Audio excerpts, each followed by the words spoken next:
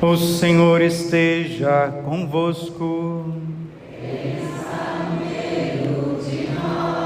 Proclamação do Evangelho de Jesus Cristo segundo Marcos.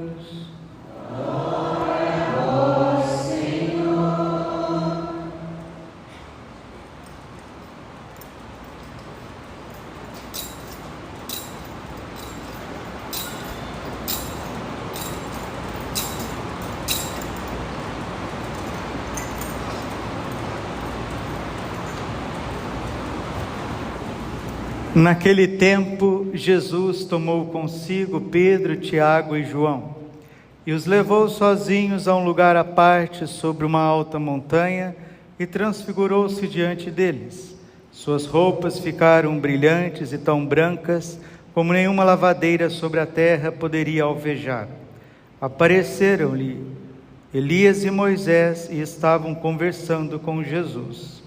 Então Pedro tomou a palavra e disse a Jesus: Mestre, é bom ficarmos aqui. Vamos fazer 3 tendas, uma para ti, outra para Moisés e outra para Elias. Pedro não sabia o que dizer, pois estavam todos com muito medo. Então desceu uma nuvem e os encobriu com sua sombra, e da nuvem saiu uma voz: Este é o meu filho amado, escutai o que ele diz. E de repente, olhando em volta, não viram mais ninguém, a não ser somente Jesus com eles.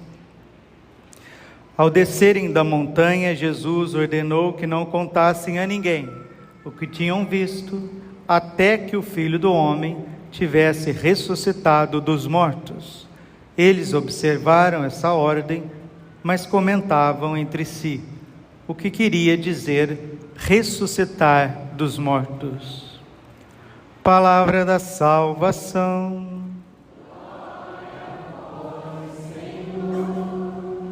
Ave Maria, cheia de graça, o Senhor é convosco. Bendita sois vós entre as mulheres, e bendito é o fruto do vosso ventre, Jesus. Santa Maria, Mãe de Deus, rogai por nós, pecadores, agora e na hora de nossa morte. Vinde, Espírito Santo, vinde por meio da poderosa intercessão do Imaculado Coração de Maria, vossa amadíssima esposa. Podemos sentar um pouquinho. Jesus, manso e humilde de coração, silencia o teu coração, acalma, né? Nós estamos na Santa Missa.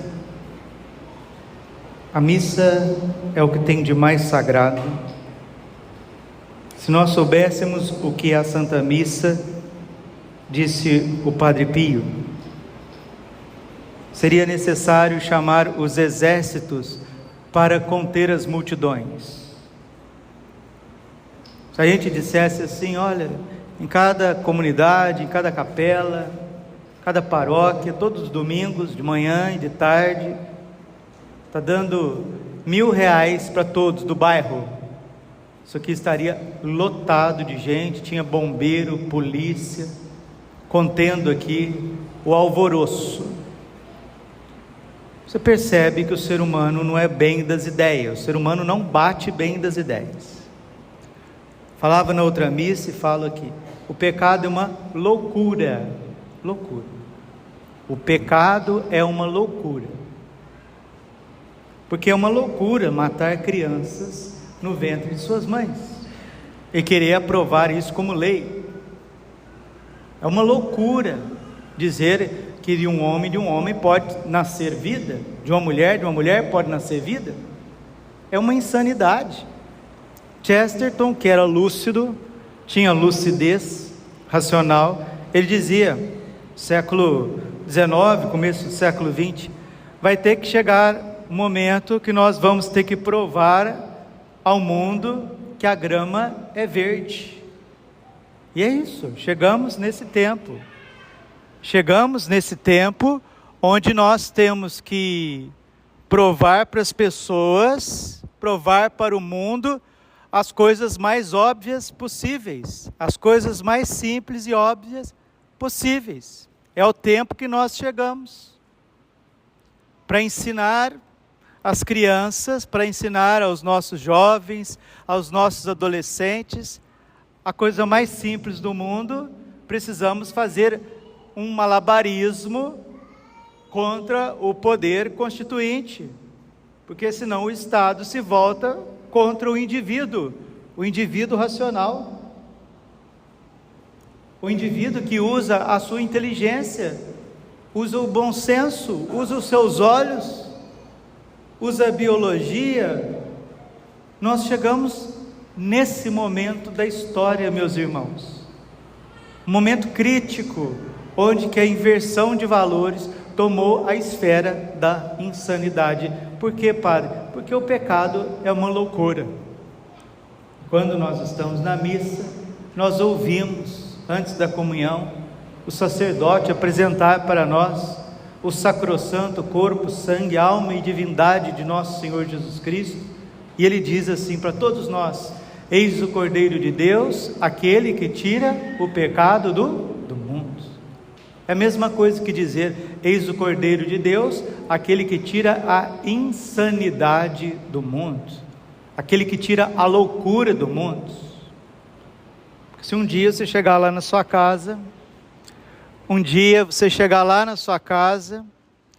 e um dos teus parentes pegar e dar um tiro no pé assim, aí você vai falar assim: meu Deus, o que é isso?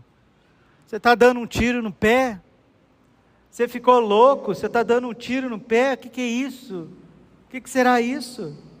Que isso, marido? Não dá tiro no teu pé não, você está louco. Chega lá, tua esposa dá um tiro no pé, teus filhos, todo mundo vai dizer que essa pessoa não está bem, porque ninguém destrói a si mesmo, mas o pecado é a autodestruição do indivíduo, a destruição da sociedade. Se nós que somos igreja não nos convertermos, o pecado vai querer destruir a igreja. Só que Deus colocou, graças a Deus, na sua igreja, um poder indestrutível. Isso é por Deus, não é pelo homem, porque se fosse pelo homem, nós também acabaríamos com a igreja católica. Nós teríamos esse poder, porque o pecado e as atitudes humanas, por si mesmos, são insanas, são loucuras, diz o Salmo. Senhor, livrai-nos das nossas loucuras. E quando Jesus toma Pedro, Tiago e João e leva eles ao alto do monte, mostra a sua divindade. Jesus está dizendo: eu sou o remédio para todas as loucuras desta humanidade, para toda a inversão de valores, porque o pecado ele inverte os valores, ele trata o mal como bem e o bem como mal. Isso é o pecado. E é próprio de Satanás fazer isso, por isso que ele é o autor e o princípio do pecado. E a carta de São João diz assim, 1 João capítulo 3, versículo 10: eis porque o Filho de Deus se manifestou para destruir as obras do diabo. E qual que é as obras do diabo? Inverter os valores, mostrar que Deus é mau e que as soluções dos homens e dos demônios são boas, são boazinhas.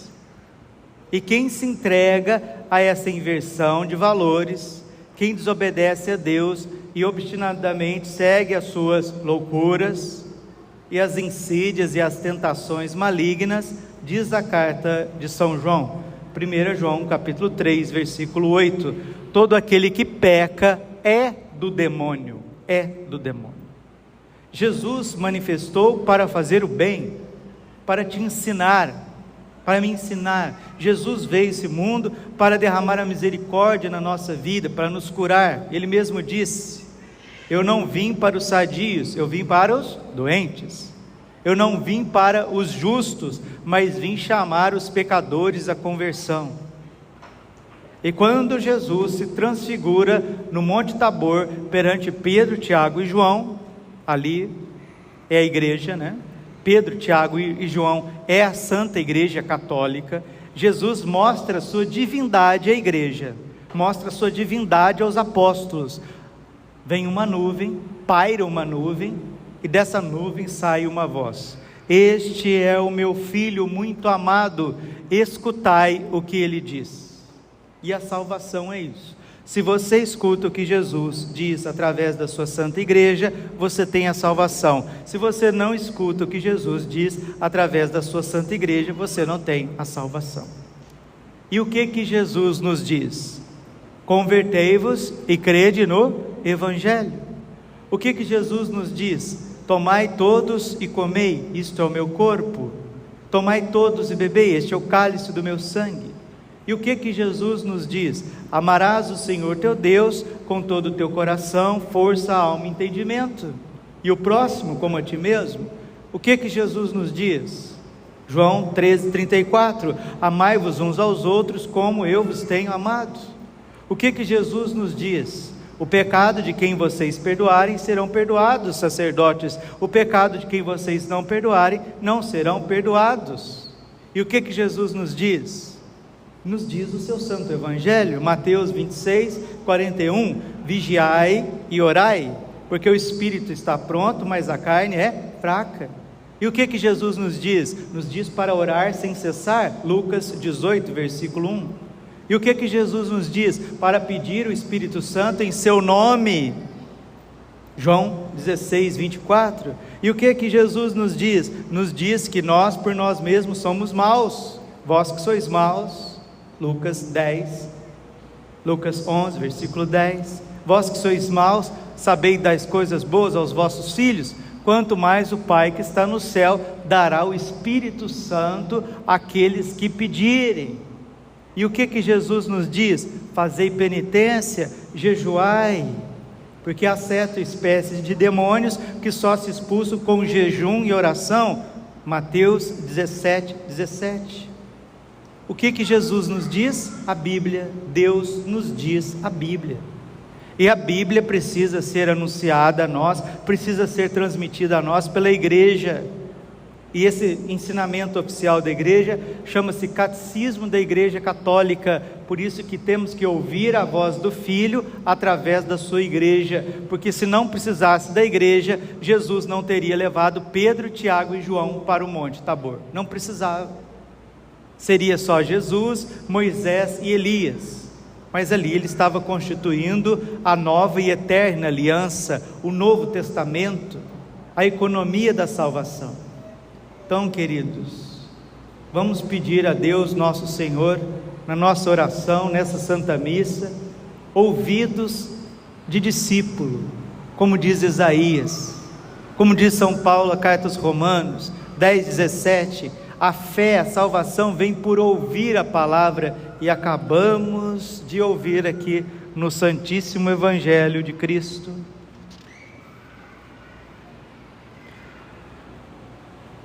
Então desceu uma nuvem, Marcos 9, versículo 7, então desceu uma nuvem e os encobriu com sua sombra, e da nuvem saiu uma voz: este é o meu filho muito amado, escutai o que ele diz. E de repente, olhando em volta, não viram mais ninguém, a não ser somente Jesus com eles. Ao descerem da montanha, Jesus ordenou que não contassem a ninguém o que tinha visto, até que o Filho do Homem tivesse ressuscitado dos mortos. Ressurreição, não existe reencarnação. Reencarnação é uma inversão da teologia, é uma inversão da Bíblia, é uma inversão da salvação. Reencarnação é obra do diabo, não existe reencarnação. Hebreus capítulo 9, versículo 27. Está determinado que o homem morra uma vez somente, e logo em seguida vem o seu juízo particular. Não existe reencarnação. Então aqueles que vão procurar espíritos, falar com os mortos, como diz São Paulo na carta aos Coríntios, no capítulo 10, não estão recorrendo a ídolos, mas estão recorrendo aos demônios, porque aquilo que os pagãos sacrificam, não sacrificam aos ídolos, mas sacrificam aos demônios. Evocação dos mortos é evocação dos espíritos malignos, evocação dos demônios.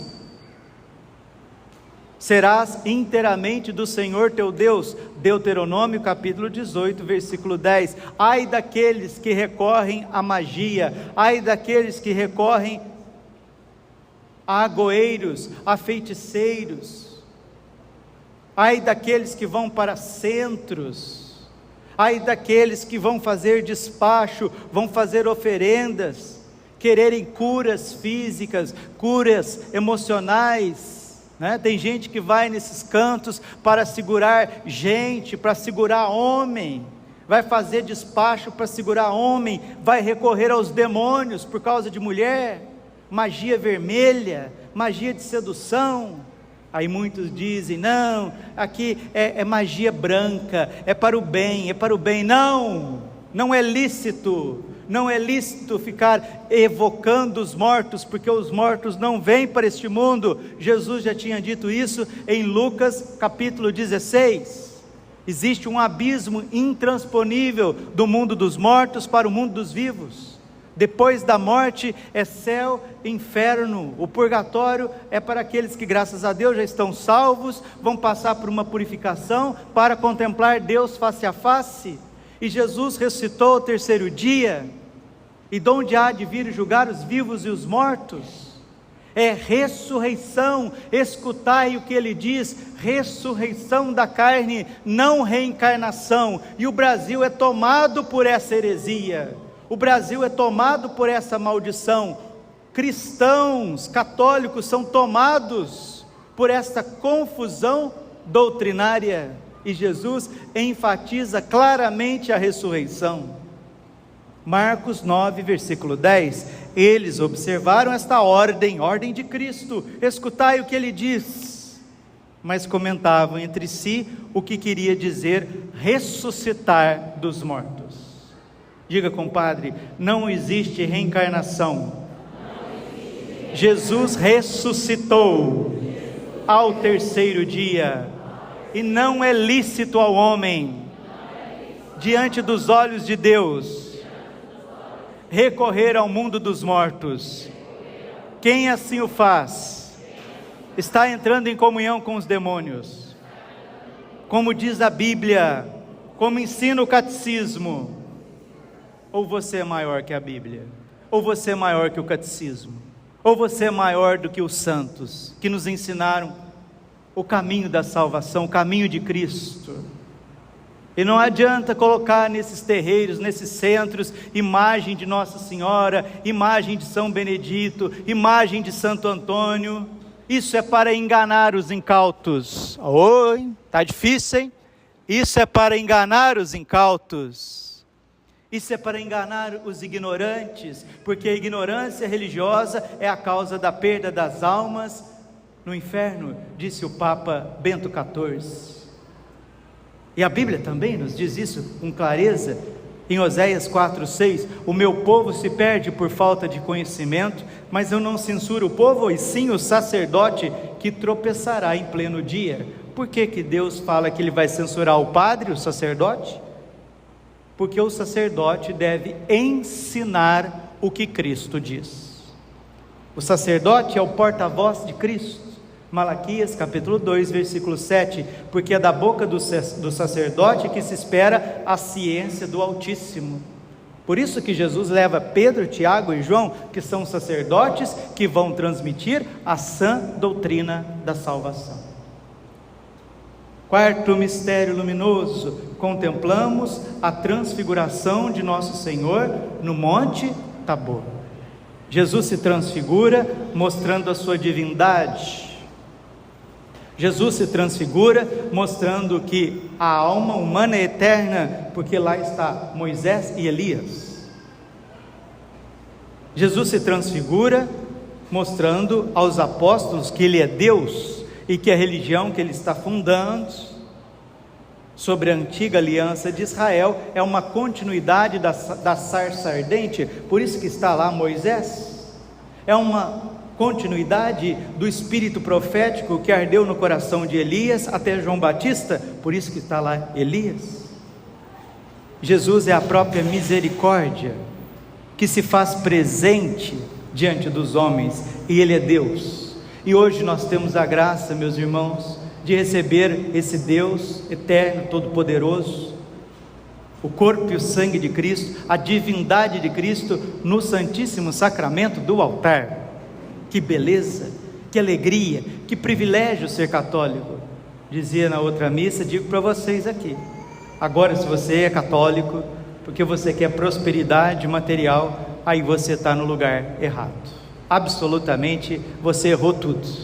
Porque nós católicos, nós não viemos à igreja para ficar ricos, nós viemos à igreja para amar Jesus, nós viemos à igreja para receber o perdão dos nossos pecados, para receber a instrução da nossa ignorância, nós viemos para receber o Espírito Santo, para receber a paz, para vivermos como irmãos, para ajudar o próximo, porque está escrito na carta aos Hebreus, no capítulo 13, não temos neste mundo morada permanente, mas estamos em busca da pátria eterna, definitiva.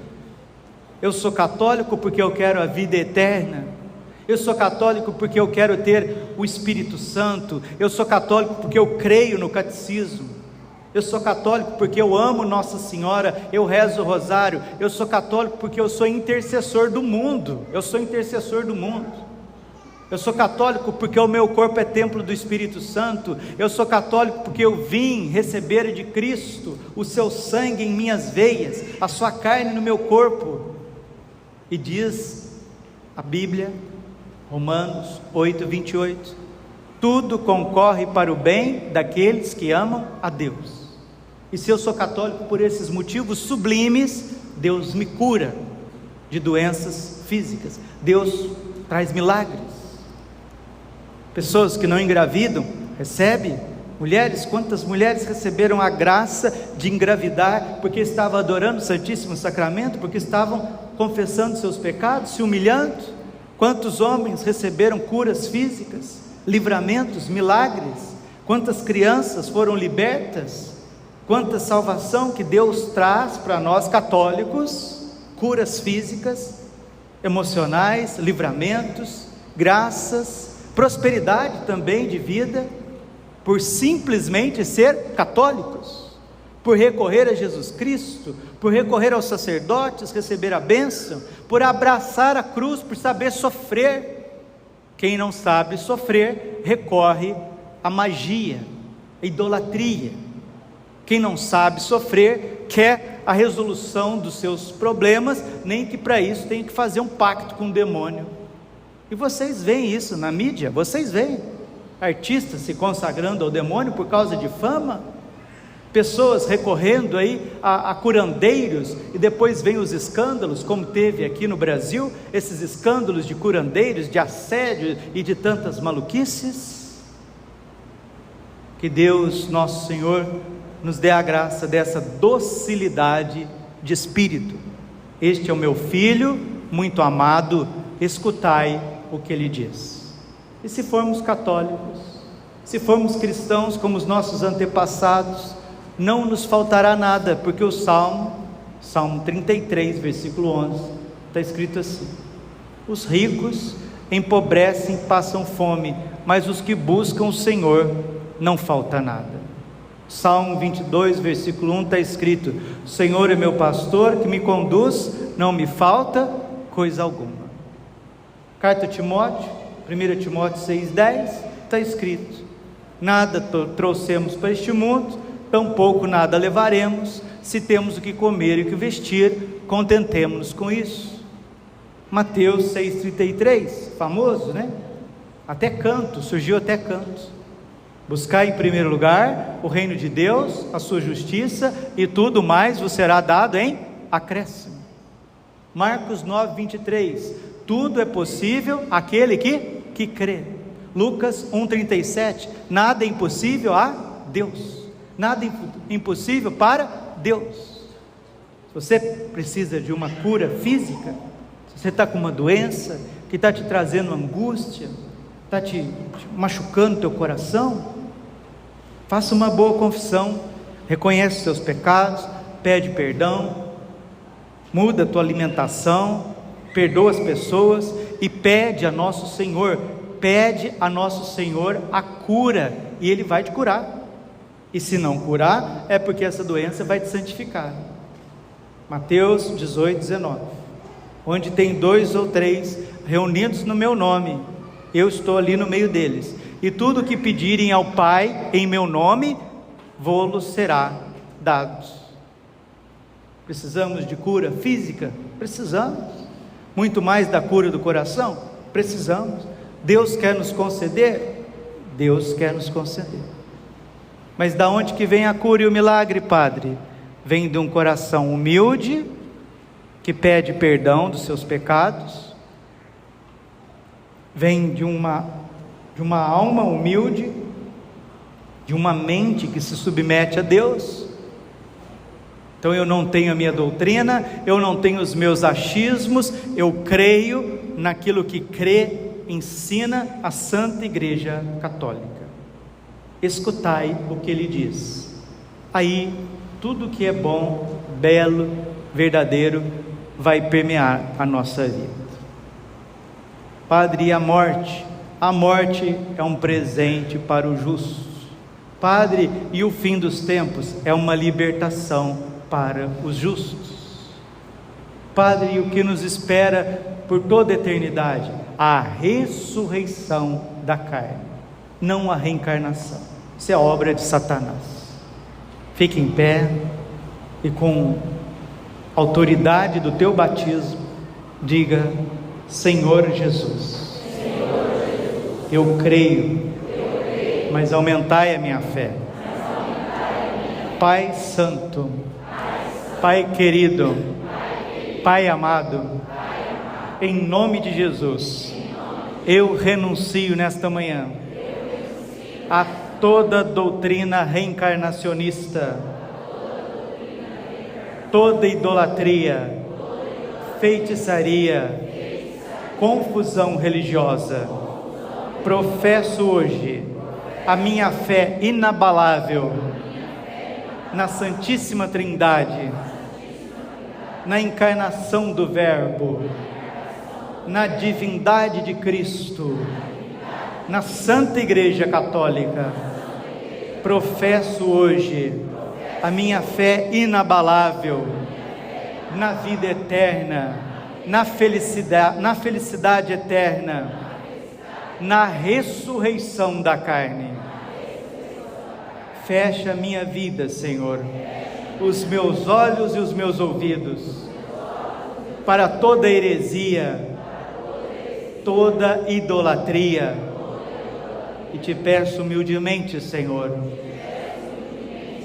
se eu carrego no meu corpo alguma doença, alguma contaminação espiritual, provinda do pecado, do mundo e de coisas erradas, em nome de Jesus, pelo poder do seu preciosíssimo sangue, eu te peço, Senhor, cura-me, liberta-me, derrama o teu Espírito Santo, espírito de arrependimento e de conversão.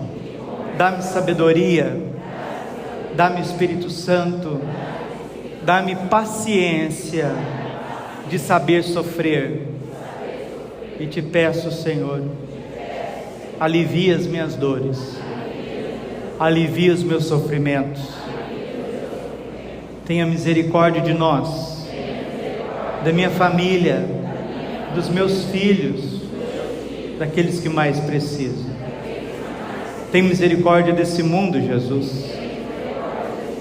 Pai misericordioso, em nome de Jesus, pela intercessão de Nossa Senhora, Rainha da Paz, envie o Espírito Santo à face da terra, um novo Pentecostes, um banho de misericórdia para regenerar, transformar os corações e trazer os povos à fé católica.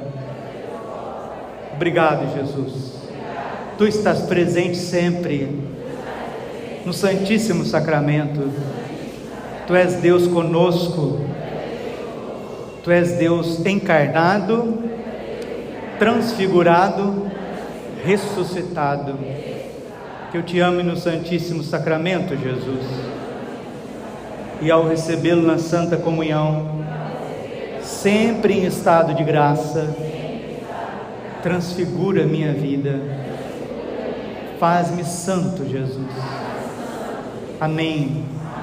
Glória a Deus. Bendito sejas. Nossa Senhora nos proteja. Mãe de Deus, Imaculada, com seu castíssimo esposo São José. Amém. Amém. É isso mesmo. Agora nós vamos professar a nossa fé católica, o credo apostólico, que deve estar na nossa mente, no nosso coração, transmitir para os nossos filhos como o maior penhor, a maior riqueza, a maior vitória que nós temos é a nossa fé. Creio em Deus Pai Todo-Poderoso, Criador do céu e da terra, e em Jesus Cristo, seu único Filho, nosso Senhor, que foi concebido pelo poder do Espírito Santo, nasceu da Virgem Maria, padeceu sobre Pôncio Pilatos, foi crucificado, morto, sepultado, desceu à mansão dos mortos, ressuscitou ao terceiro dia, subiu aos céus, está sentado à direita de Deus Pai Todo-Poderoso, de onde há de vir julgar os vivos e os mortos. Creio no Espírito Santo, na Santa Igreja Católica, na comunhão dos santos, na remissão dos pecados, na ressurreição da carne e na vida eterna. Amém.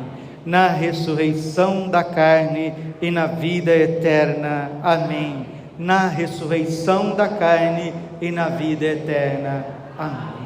Que toda idolatria, toda mentira, todo engano e sedução de Satanás a respeito de reencarnação saia das vossas vidas, das vossas famílias, de uma vez por todas. Em nome do Pai, e do Filho, e do Espírito Santo. Amém.